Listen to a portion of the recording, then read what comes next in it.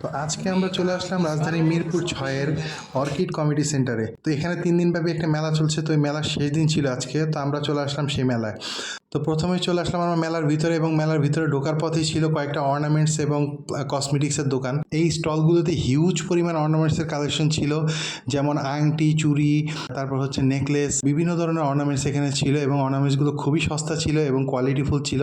তো এখানে প্রচুর মানুষ কেনাকাটা করতেছে। তার পাশেই দেখলাম একটা স্কিন কেয়ার প্রোডাক্টের দোকান। তো এখানে বেশ কিছু স্কিন কেয়ার প্রোডাক্ট ছিল, এবং স্কিন কেয়ার প্রোডাক্টগুলো মনে হচ্ছে যে ইম্পোর্টেড। তারপর আমরা চলে আসলাম পাশে একটা 2 পিস এবং 3 পিসের দোকানে। এই 3 পিসের স্টলটায় হচ্ছে টার্কিশ ফ্যাব্রিকের কিছু 2 পিস পাওয়া যাচ্ছিল, কিন্তু প্রোডাক্টের প্রাইস এত বেশি যে এখানে হাত দেওয়ার মতো পরিস্থিতি নেই। তো তারপর চলে আসলাম আমার পাশে আরেকটা 3 পিসের দোকানে। এখানে আমাদের দেশীয় প্রোডাক্টগুলো পাওয়া যাচ্ছিল এবং প্রাইসটাও খুব রিজনেবল ছিল।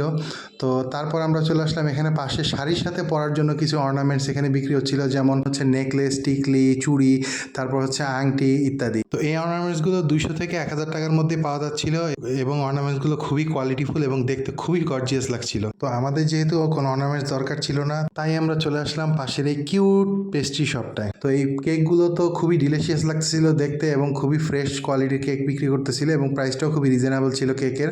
তো পেস্ট্রিগুলো এখানে ছিল 100 থেকে 120 টাকার মধ্যে, আর কেকের পাউন্ড ছিল হচ্ছে 400 টাকা থেকে 450 টাকা, 500 টাকার মধ্যে। তো কেকগুলো দেখার পর আমার খুবই লোভ লাগতেছিল এবং খেতে ইচ্ছে করতেছিল, কিন্তু আমার পেটে একদমই জায়গা ছিল না। তারপর আমরা পাশে আরেকটা 1 পিস এবং 2 পিসের দোকানে চলে গেলাম। তো এখানে বেশ কিছু 1 পিস এবং 2 পিসের কালেকশন ছিল। তো এখানে বেশ কিছু লোকজন দেখছিল এবং কেনাকাটা করছিল। তা আমরাও কিছু 1 পিস এবং 2 পিস দেখছিলাম, কিন্তু কিছুই পছন্দ হচ্ছিল না।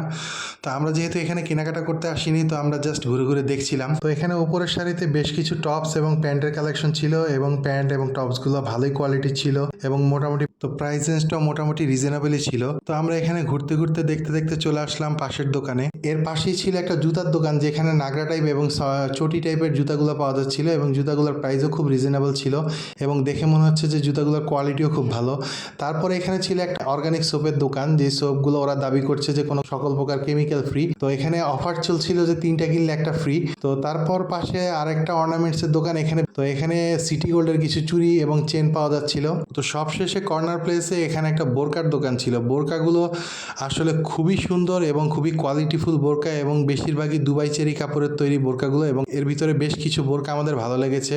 তো আমরা তাদের শপের অ্যাড্রেসটা নিয়ে নিলাম। আমরা এখানে যেহেতু মেলাতে দামটা এমনি একটু বেশি থাকে, তাদের শপের অ্যাড্রেসটা হচ্ছে মিরপুর শপিং কমপ্লেক্স। তো আমরা তাদের থেকে কার্ডটা নিয়ে নিলাম, এবং আমরা চিন্তা করলাম যে তাদের শপ থেকেই আমরা বোরকার কালেকশনটা দেখে আসবো এবং সেখান থেকেই কিনবো। তারপর আর কি, তো মেলা এখানেই শেষ। তারপর আমরা বাইরে চলে আসলাম। এই ছিল আজকে আমাদের মেলার ভিডিও। তো আমাদের ভিডিওটা এখানেই শেষ করতে হচ্ছে। আল্লাহ হাফেজ।